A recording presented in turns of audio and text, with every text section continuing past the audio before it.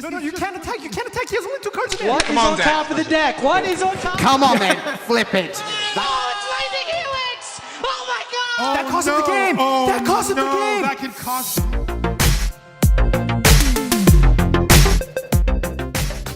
How's it going, everyone? This is Boots with Snapkeep Arcade, back with another draft guide. With this week's release of Kaladesh and Aether Revolt coming to Arena, we'll be getting a whole week to draft Aether Revolt. I'll be posting 4 draft guides for the best archetypes in the format, and to kick things off, I want to start with one of my personal favorites, Blue-Red Improvise.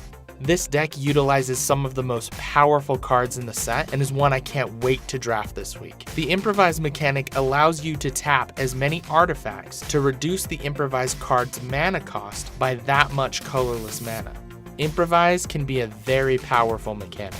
When I played in the Aether Revolt pre-release, I remember casting 5 mana and 7 mana Improvise creatures while stuck on 3 lands. Because Improvise is the core mechanic, the deck is broken down into 2 essential parts: enabler cards and payoff cards.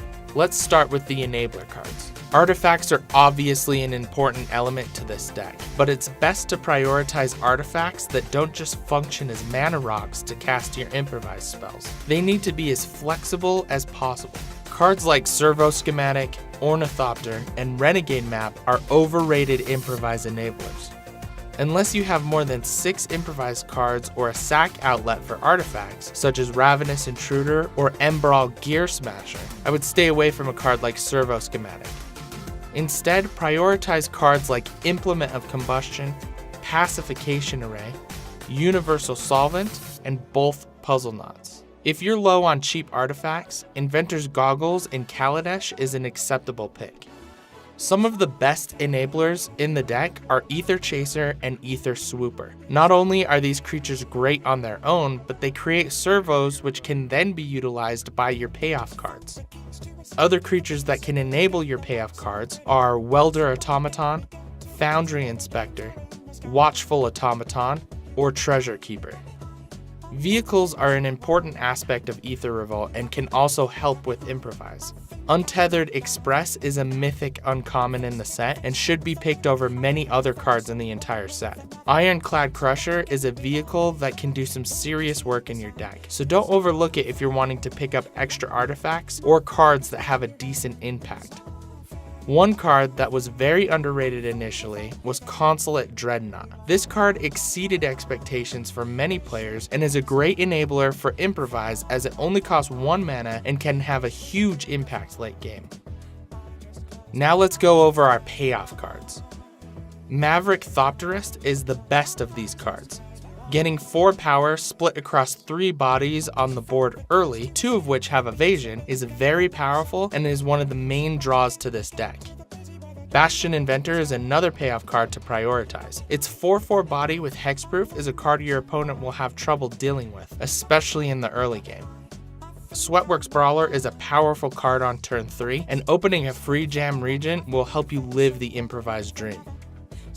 Metallic Rebuke often costs only 1 blue mana, so feel free to pick these up.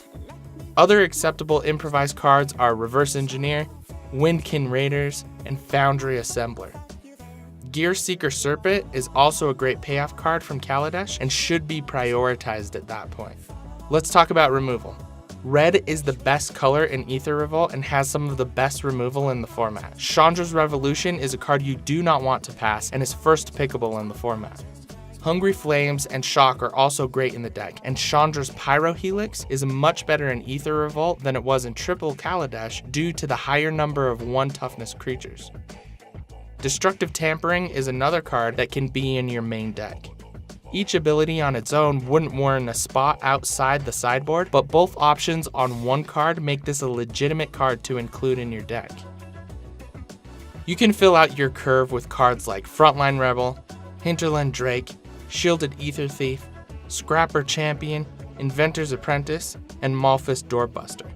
One thing to keep in mind is that the power level of creatures in Aether Revolt is much lower than Kaladesh, so prioritize creatures like Longfinned Skywell and Gear Seeker Serpent in Pack 3.